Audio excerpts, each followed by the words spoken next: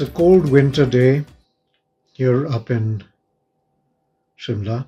There's no snow on the ground, but it's overcast. And hopefully, we will have some snow or at least some rain and sleet in the next few hours or in the next couple of days. It's a point of year, it's a point of time of the year when one really wants to curl up in bed, keep warm. Uh, If not curl up in bed, sit down in front of a fire, and if not sit down in front of a fire, sit down in front of a space heater and settle down with a good, enjoyable book and maybe a cup of coffee. The important part is having a good book.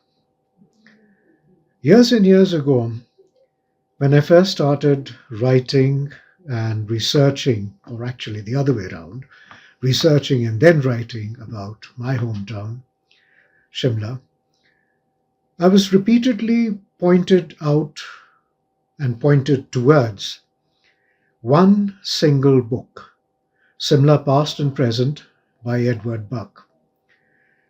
At that point of time, this book wasn't available. It was something very hard to come by. A couple of antiquarians had copies, which were far more than my limited budget could afford. One or two libraries had a copy which they simply would not, for good reason, they simply would not lend out, and you could sit in the library and it was a part of what used to be the reference sections, and you could make your notes from that. Then somebody loaned me a copy.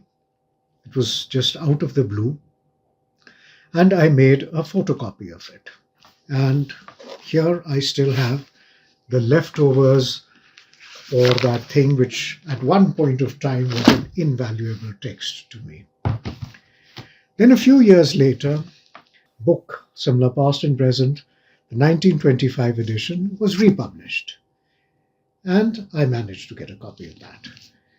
But having the original, possessing the original, was something which was fairly important to me. And well, as some of these copies do come up with antiquarians and rare booksellers, and a copy did come up, and then I finally was presented, this book was bought and then presented to me by my wife, a rare edition of Simla Past and Present, which was published in 1925. The story behind this book and the story of what I have written at this point of time in the column in the Tribune is connected with this book. The first edition of this was written some 20 years before this one was published, and that had been done at the behest of the Viceroy at that point of time, Lord Curzon. Lord Curzon literally ordered Edward Buck, who was the correspondent of the Reuters news agency for India. He literally ordered Buck to write the book. And the title of this piece in the Tribune is Buck Buckered. And he wrote the book. And for that, one may express a fair measure of gratitude to Lord Curzon, and of course a considerable measure of gratitude towards Edward Buck for actually writing what may well rank as one of the finest town chronicles to have been written of any part of the world. It's a micro-history. It looks at houses, it looks at people, it looks at municipal governance, it looks at everyday aspects of living and being in a town.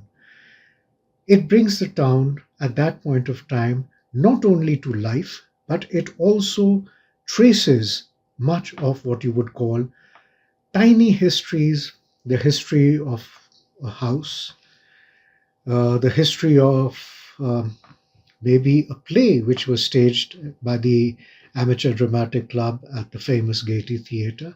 It looks at all these aspects. Today, at a point of time when we are looking more and more at micro-histories, because it is micro-histories which have influenced much of our lives and our everyday being, books like this have relevance. Now, going back to the time when I first photocopied that book and had it bound. As I was researching, I deliberately did not open the pages of this book.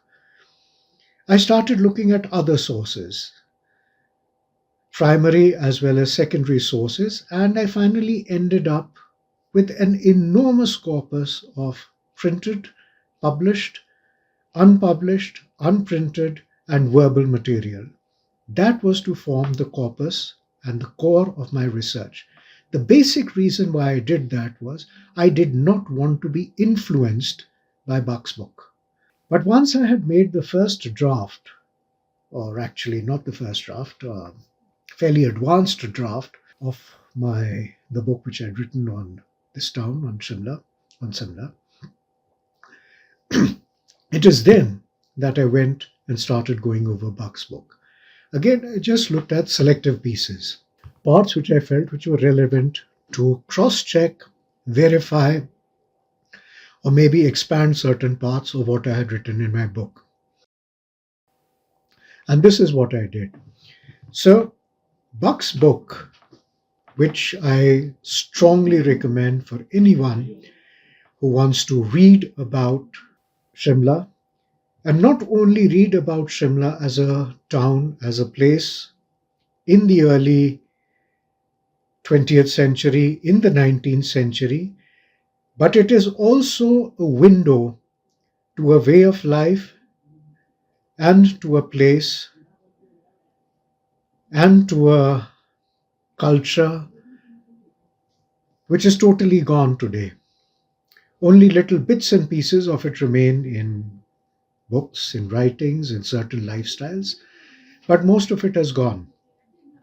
This is where books like Buck's, well, that's a little alliteration there. Books like Buck's become interesting, and they not only provide us that insight, but they're also a delight to read.